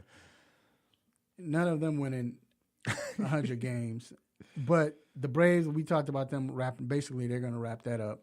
The Cubs and Brewers. Cubs are making me upset. Man, the Cubs are 1.5 games up. They have a 1.5 game lead over the Brewers. Cubs just keep losing and trying to. I mean, I knew that when I looked at the schedule, right, and where we were with the Brewers, and I saw that it was going to be the Crosstown rivalry on the schedule, it was going to be an issue. They lost 10-4 last night. Anytime, I told you, it does not matter whether it's the White Sox that's playing good and they're on the way to the playoffs, or it's the Cubs that's playing good, they're on the way to the playoffs. They always lose the Crosstown series. Always. And now the Cubs, if they end up losing that game, I'm sorry, not game, but they lose that division and that they don't win it, they're still going to be in the playoffs. But it's that one game playoff. You don't want that. Right. You don't want that. And of course, we can send Lester out there, and but do you want handle your business in the season so that you don't have to worry about one game? And then in the West, you have the Dodgers and the Rockies. Dodgers has a 1.5 game lead on the Rockies. Wasn't that everybody's pick to go to the World Series? Yeah. What happened to Kershaw this year? I don't know. But let me ask you this though. Mm-hmm. So in the National League, the Braves get in, right? More than likely, they're still going to have to travel. Who do you think the Braves shouldn't play against? Like, who's the team that you're like, for the Braves, I'm more worried about? Would it be the Cubs or would it be the Dodgers? I feel like well, are you're including the aspect of traveling or taking that out? Yeah, traveling. With that included, I would say the Dodgers. Because just changing time zones, that can affect in any sport. That can affect any team. But when they start the series, they're gonna have like days to travel. So I don't even want to use I don't want to use travel as an issue because you got to figure if let's say it ends right and it's gonna be the Dodgers and the Braves, they're gonna know a week before, right? Because they're pretty much. I mean, maybe a couple of days. I mean, depending on how long these series go, because I think with baseball now they're like playing. Trying to start it. Yeah, they're playing every day just like it's still the regular season. They do, yeah. Yeah, because it's game, travel. I mean, they might get a travel day, but I don't even think that. I think it's game, travel, because I think they get 2 days off. I think they get 2 days off, if I'm not mistaken. No, they get one. They get. I think they get one. At most travel. one. Look, it's game. Travel, then it's game. If they were playing the Cubs, there probably won't be any days off.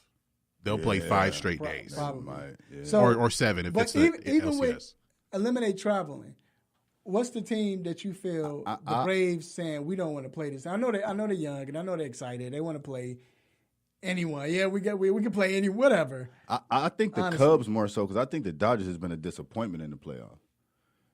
I mean, I think like they've won, they've gotten there, but you've always expected them. Like for the last few years, they were the expected team to be there, and they've never really showed up. And then this year, they've been decimated, whether it's been injuries and the way that they've been playing. Well, the reason why I say they want to play the Cubs right now is because of the way they playing. The bullpen, like the Cubs are hurt. Yeah, Strope out.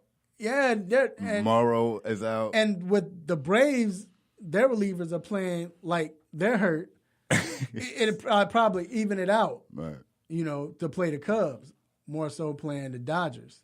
I'm looking at Kershaw. He was 8-5 this year, 245, and he was hurt early. Like, and see, and that's the thing too. I think they pigeon is just what if Kershaw comes that magic back and do the Cubs have anybody you say that?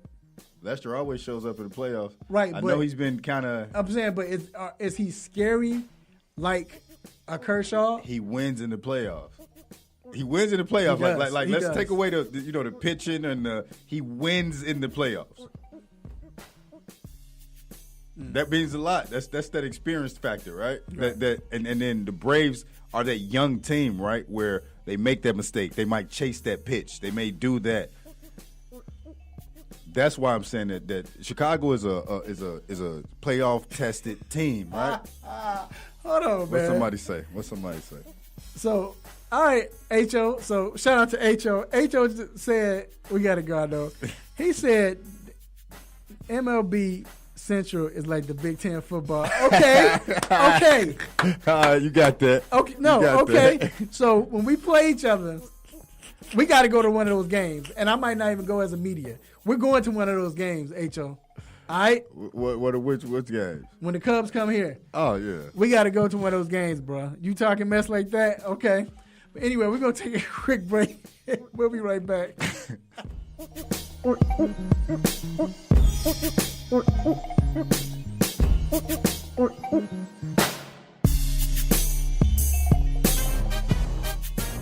What's up, man? It's Meta World Peace. Shout out to the 3-Point Conversion Radio.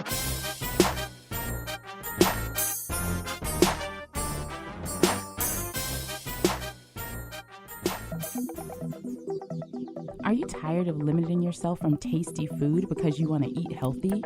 Well, Salad Express will fix that problem for you. Salad Express is a gourmet salad and grill restaurant that gives you multiple options to satisfy your taste buds and keep you healthy. They have over 40 toppings, which are all cut fresh daily, and 7 homemade soups, including chili. You can also order hot sandwiches and wraps, with choices like grilled chicken, steak, salmon, and shrimp, which can all be added to salad as well. Go ahead and visit them today at 1055 Mansell Road, Suite 600 in Roswell, Georgia. Your taste buds will thank you.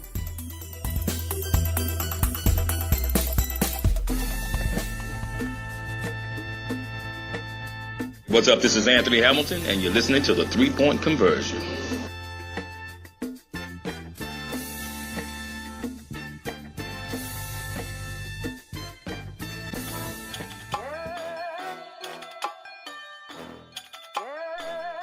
All right, we are back inside the 3-Point Conversion Sports Lounge. All right, it is time for the weekend picks. And that is brought to you by Sucker Free Life LLC. Make sure you live your truth for the world to see, because everyone can be sucker free. Make sure you purchase your apparel today on Facebook.com/Sucker Free Life LLC. Now, weekend picks. This is where we're picking from college football and NFL football. And first, we're going to start off with upset of the week. Who is your upset of the week for college football? The Texas A&M over Alabama. Why do you say that, good sir? Well, first off, Texas A&M is playing very well. I think that they're doing a good job. They're 22nd ranked, and I think it's going. The reason to definitely be upset for first off is Alabama, and Alabama is playing so well. I just think they're gonna come out and they're gonna surprise the world. You know, it's funny because it's no Johnny Manziel there, but I looked at that game too. Was like, man, this could they shock Alabama and see Alabama. And the thing is, the reason why I thought Ole Miss was going to do it just because of the history of how they play. And then, like you said, I like Ta'amu. You know, I like the way he plays. I thought that, you know, Ole Miss know that they always play Alabama well, that they was going to, but they didn't. They started out well. They scored first, or scored second, and came out and scored, but Alabama came back. But Texas A&M, they have a history also of playing Alabama well. So it's a totally different team, though. But I mean, I'm not mad at that. I can feel that. I think they just got to make some big plays on offense, and they can do that. And you got to remember, when Alabama's usually upset, right? There's some big plays made by the other team on offense. Mm-hmm. Like the defense didn't do what they were supposed to do, right? So it's always something that kind of happens, whether it's a few big plays, and when it gets down to it, there's a big offensive play. So they make some big plays on offense. I think they can do it. And if they do that, then shook up the world. Yeah, it's just, man, Alabama, offensively, defensively, them boys. NFL. Man, they hard. But I can see that, though. I'm with you on that. I'm not mad at that. I probably chose an easy upset. I went to the Big Ten. No, but I got Iowa upsetting Wisconsin. And the only reason why is because we all know Wisconsin, they can score when they're playing a team that can't stop the run and they can't score themselves. But at the same time, Iowa is so traditional at playing that 1986 style football. Fullback, we're going to run the ball, we're going to slow it down. And the key thing is this is at Iowa. It's at Iowa, yeah. At night. At night. Oh, yeah, that's so, a problem. And it's like, is Iowa State at night is just always an issue. Yeah, all the time. Iowa's the team where they wave and look at the they wave to the in the hospital, right? Yeah. Yeah. So motivation. That's at night too. And again, Wisconsin's offense doesn't scare you. You know, like I said, it's just who's the quarterback? Bollinger or Hornibrook? Hornibrook. And Hornibrook is not Russell Wilson. Right. And Hornibrook is not that guy, you know, like I say, he can make some throws, but he's not going to win you a game. You usually hear about running backs from Wisconsin, right? Yeah, Jonathan Taylor. Yeah, Jonathan is a beast. Okay, you're going to put 8 in the box. And my thing is, if they stop him, that's the problem. If he doesn't go out, then it's a wrap. I mean, if he doesn't go off, it's a wrap. Right. And Iowa can slow that game down and have a potential chance to win the game. And that's why I have them as my upset. Another big reason I picked Texas A&M is because how hard they played Clemson. Right. They played them yeah. They played them real hard. But we know how Clemson and Alabama go at it. They play them hard and they come out with that same energy and that same. I mean, they could, man. True. You know, and they. I think it's an early game too. So yeah. 3:30. So now your counterfeit team. Who is your counterfeit team? This is either or just for the weekend with the NFL, college. My counterfeit team is the NFL team, and it's Cincinnati Bengals. I mean, they are 2-0. But they played the Ravens, whose defense is nowhere near what it used to be. Yeah, A.J. Green had 3 touchdowns, but it was for 69 yards. So it wasn't like they were, it was kind of set up well. Flacco kind of did his Flacco thing, which was throw 2 picks. But he had all these yards, but he did what he did and threw 3 picks. I mean, they playing a very tough Panthers team this week. Mm-hmm. You know what I mean? And Cincinnati kind of does what Cincinnati does, right? They get there, get to the playoffs, and they fizzle out. So I think this 2-0 start is kind of a facade, and then they're going to end up where they might still make the playoffs, but they're going to go out like they usually go out. I think their defense is good, but I don't think it's great. Like it may be showing up with the takeaways that they're getting. But that's my counterfeit team this week. And quiet as kept, Cincinnati didn't look well in the second half of that Baltimore game.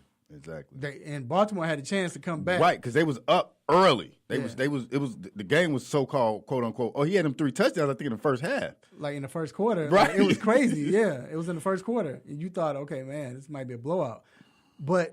And then with the biggest thing is, I like Giovanni Bernard, but losing Mixon is a big loss. Because that's somebody who can control the clock. Yep. I don't even know who else they have at running back, but after trading Jeremy Hill or releasing him, who do they have to hand the ball to give themselves some balance? Giovanni Bernard? After Bernard, like he's not. It's somebody. He's not an every down back right, for them. Right. It's somebody, but yeah, he gonna have to be an every down back. He's pretty good coming out the backfield on 3rd down, so he don't have no choice. So he's playing. That means they're gonna have to pass more. Right. He's playing all 3 downs. My counterfeit team is G's favorite team, and that's the Miami Hurricanes. I could have told you that, man. Right. And the reason why. Turn over neck, turn your neck green. Turn over chain, turn your neck green. Because that's their true. That's their only identity. That's their only identity right now. That's not. Let's not kid ourselves.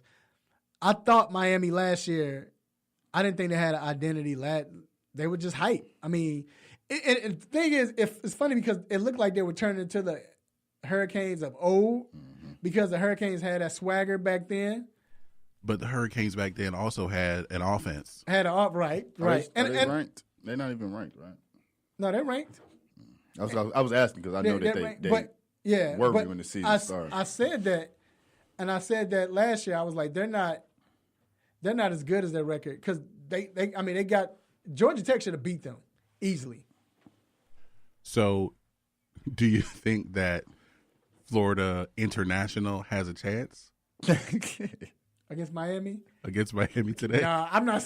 Dude, if they lose that, dude, then counterfeit them up. they gonna get we're gonna get them a counterfeit belt for that, right? Yeah. But they're my counterfeit team. I just don't think they're that good. Like 21. I don't. So also with the picks, let's go with this now. I want to go with a game. We talked about it. Stanford and Oregon. That actually was my original upset pick. So you have Oregon over Stanford. Yeah, I like what that QB doing. Herbert out there. His TD and interception ratio is real good. But what I also like is they got a two-headed monster at the running back. Yeah, they do. I mean, they got Verdell and James. They both almost averaging 5 yards a rush. Like to be able to take one dude out and put another dude in, he gonna pick up 5 every time you had the ball. Right. And to talk about, we keep going back to the Big Ten, but to me, Stanford should be in the Big Ten because Stanford plays like a Big Ten team. They do. Team. They do. They really do. We run the ball. They do. You don't know who our quarterback is. He makes certain throws that, second and 6, he throw a wobbly out, you know what I'm saying? It barely gets there, but it gets there. And, then you give the ball to Bryce Love. Now, Bryce Love has been a disappointment to me this season. He was supposed to be a Heisman I think he averaging candidate. like 4 yards a carry. Yeah, like 4 yards a carry. 4.1 or something. Yeah. He got enough carry. He carrying it. Like they give him the rock. And they're going to do that. And honestly, they really don't care. I mean, that's they're going to continue to get it to That's him. just the way. Do you think that's because of the quarterback situation? No, that's the way Shaw coaches. Shaw is the type where, like as he plays Big Ten, we're going to run the ball 35 times, just run it down your throat, play good defense, get first downs and score. We don't have to put up 50 points. We score 25, we're good. So, So, yeah, I got Oregon over Stanford. All right, and then quickly, who do you have? So go through these games, we just picks quickly. NFL, New Orleans, Atlanta. Atlanta because they at home. Yeah, home team. I think New Orleans is going to get them. I think New Orleans is going to wake up, and they're going to get them.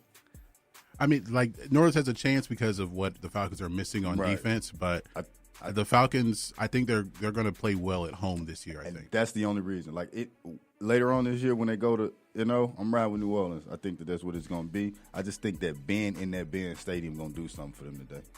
The funny thing is, tomorrow. Well, New Orleans plays in the Mercedes-Benz also. It's not here, right? It's in New Orleans. That's the winner, Mercedes-Benz. Right.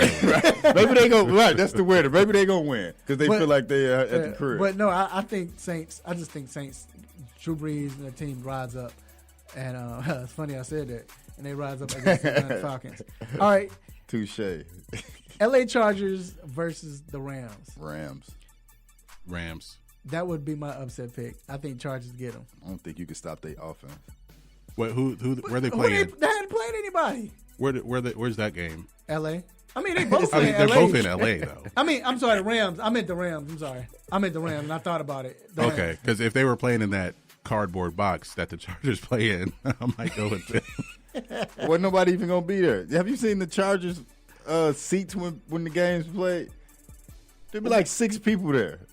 That fills up the whole stadium, doesn't it? Right. Yeah, that stadium is horrible. But I got Chargers, man, with the upset. This is my upset pick. I think Rams hadn't played anybody. I think with it's easy to run up the middle when you're playing against cupcake defenses. So I got the Chargers. Ain't playing. Huh? Bosa's still out. Yeah, true. But I think Chargers offense plays well.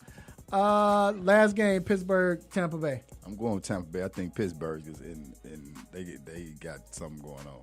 They got too many issues going on, and I think it started with Le'Veon Bell. Not saying his fault. That's not what I'm saying. But I'm saying those issues have continued into the season, and everything that the distractions they've had this week. I think Tampa Bay and Conor McGregor gonna go out there and do their thing. Conor McGregor. You saw that. You saw him last week. Ryan Fitzpatrick. No, chains on from DJ. Right. I'm gonna take Pittsburgh in this one. I still don't trust Ryan Fitzpatrick. Me neither. He does this everywhere he goes, man. He has a couple of good games. He can't win a playoff game. And know that they honestly Fitzmagic, and then he throws 6 picks. And you actually hear people saying that they should get rid of Jameis now. Okay, cool. Fitzpatrick, right? Fitzpatrick does this. This is what he does. Right. Who you got? I have Pittsburgh. I think Pittsburgh I think they wake up. I think Antonio Brown had to throw a fit, and they're going to give him the ball. But I keep saying the problem is everybody likes Connor. I don't like him. Who? Connor. The running back? But he's balling. I mean, is he? But what was this? You saw his line last week? No, but he getting touchdowns. 7 rushes for 13 yards. But 7 rushes though. But at the same time, they're playing from behind. But that's my point though. No. But that's my point. With Le'Veon, it's more than just touchdowns with Le'Veon. Right. It's keeping drives alive.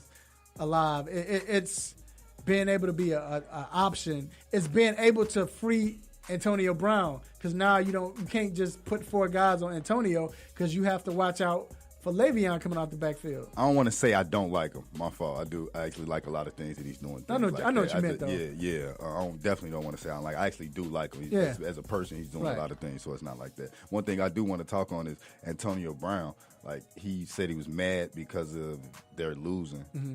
I think he was mad because he didn't get the ball, because when they lose and he got 185 yards, he's not mad. Yeah, he was upset that he wasn't getting the ball. He said that. He was upset. That's why he went to the sidelines crying. I had to watch my words. I was about to say something else.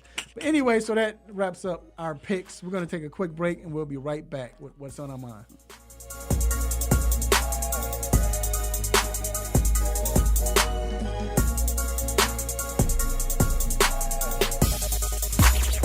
What's good, family? I'm Marlon Sucker Free Jones of Sucker Free Life LLC, and I'm locked in every Saturday to the best sports show on the planet, the 3-point conversion, where no team or no player is off limits. So let's talk sports, the best of the best, the worst of the worst, and everything in between. Can you dig that?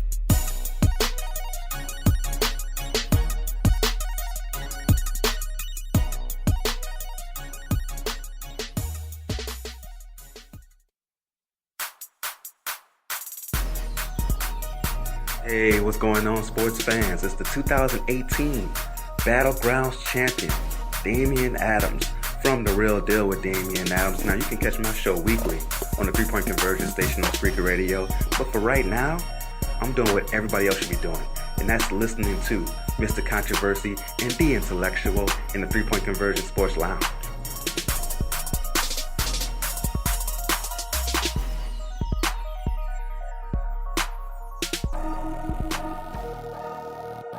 It's time to get in the mind of Mr. Controversy and The Intellectual with What's on My Mind.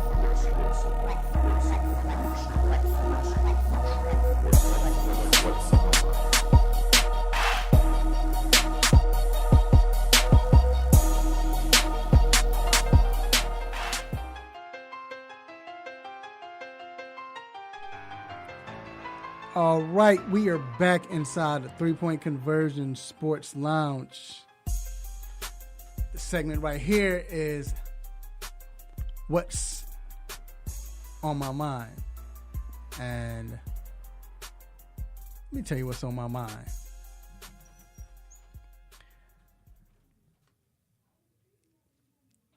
The first week as a Bears fan, somebody took my kindness for weakness. This young man named Aaron Rodgers came in, and we were beating him down. I mean, bully him and everything. he said he got hurt, and he took him out on a cart, right? Not stretcher, but a cart. And I remember talking to my guy. Shout out to Aaron, another diehard Bears fan. We like, you know what, man? We was up 17 zip. Man, I don't want to beat him that bad. Or 20 zip. They was up 20 zip. I'm like, I mean, we didn't say we don't want to beat him that bad, but we were like, I don't want to beat him to the point where it's at the expense of Rodgers being out for the year or something like that. We don't want that because it looked bad. Like he was shaking his head, thought he was out. That joker took my kindness for weakness and came back, faked like he was limping, and came back and won the game. Thanks, Kyle Fuller, for not picking it off. But anyway, but I think about Aaron Rodgers, and you know who he reminds me of? He's the modern day Dan Marino. Before your blood pressure goes up, how can you say that? Well, remember, yes, I remember that Dan Marino didn't get a Super Bowl, and Rodgers has a Super Bowl. But to be playing the way Aaron Rodgers plays, one Super Bowl, he would still get criticized for he didn't win enough. You know, he only went to one. You say, well, we don't say that about Drew Brees. Well, Drew Brees, I mean, as great as he is, he still doesn't have the skill set as Aaron Rodgers. And the similarities, not that they play alike as far as him and Marino, but the similarities are we hadn't seen a player like this before. You hear that. We hadn't seen a quarterback like this before. Dan Marino, you never seen a quarterback that would be able to sling it like that, a gunslinger, but a gunslinger that's accurate, that can make every possible throw, that was nifty and shifty in the pocket. You never seen that before. Throwing 49 touchdowns, like that's in the second year, or 48, whatever it was, that was 48. That's ridiculous.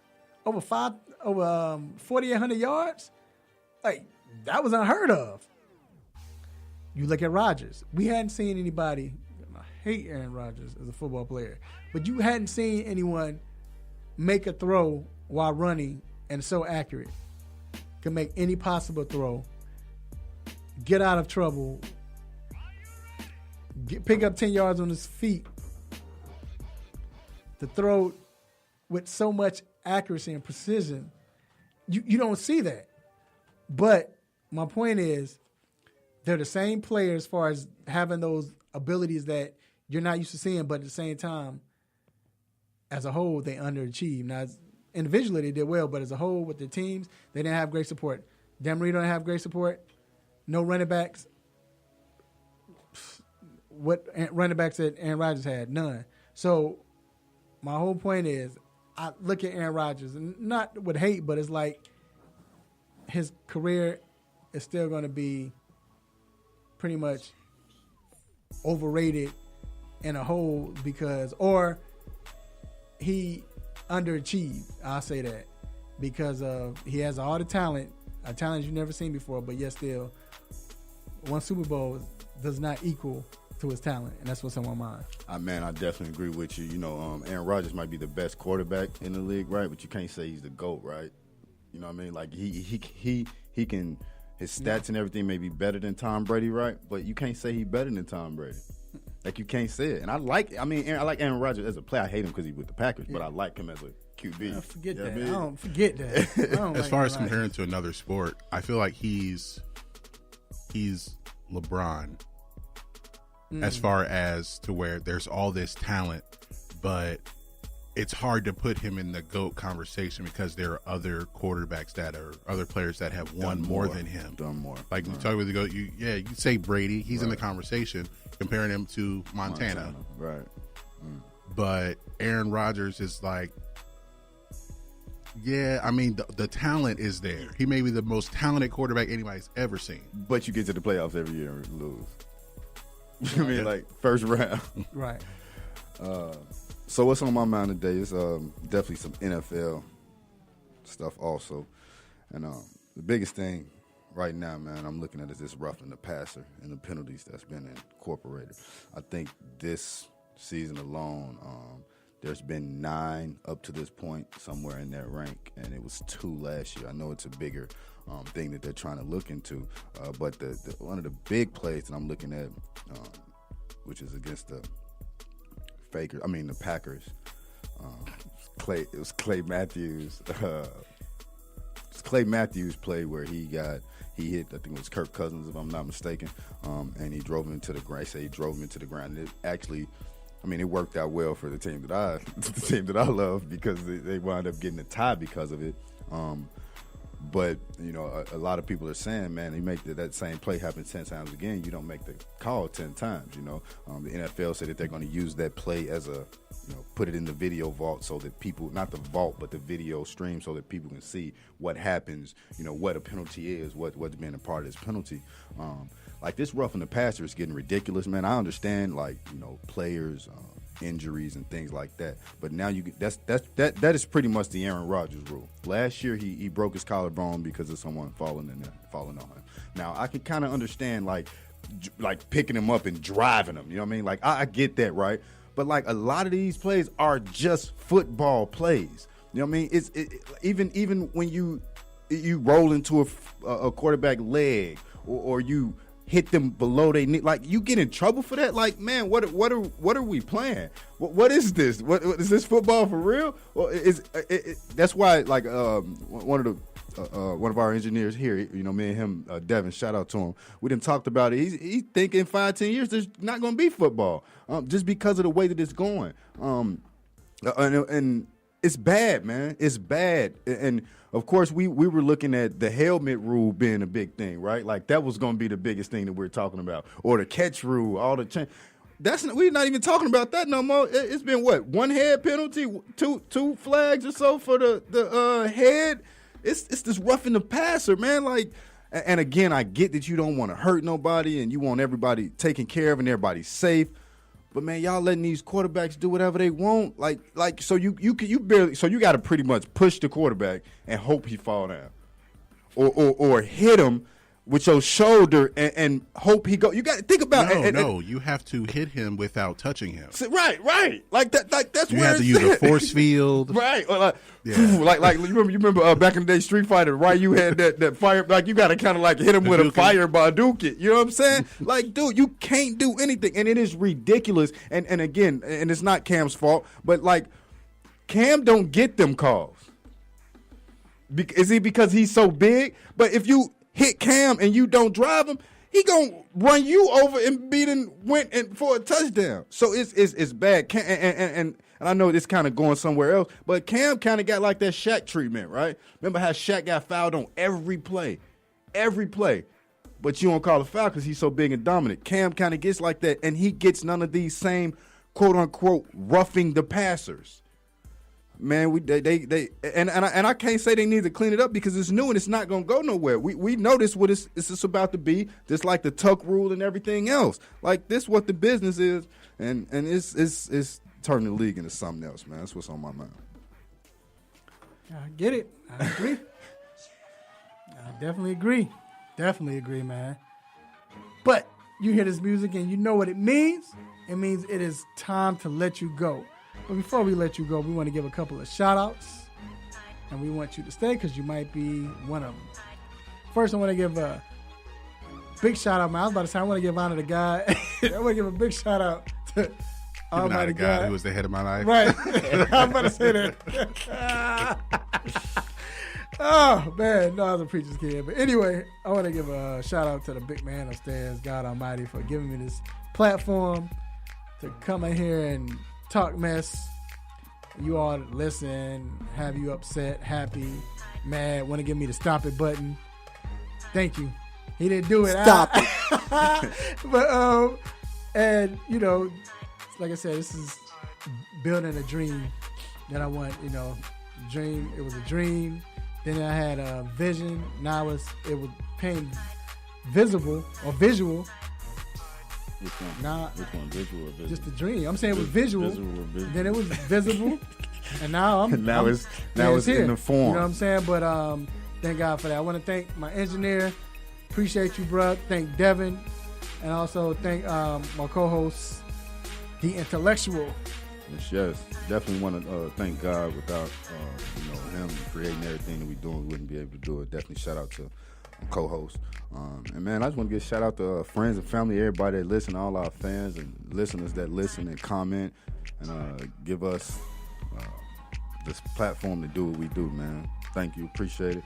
And definitely a shout out to my cousin, Sean Calvin, and the brothers over at in Mentor, Alabama, at the Safety Net facility. Again, we know a lot of people have given up on y'all, but you always got family here for 3-point conversion.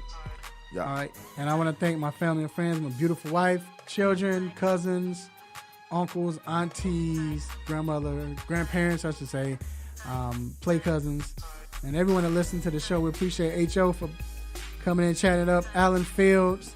Make sure you check out the 3pointconversion.com website. Also check out our Instagram, Twitter at 3PTCNVRSN.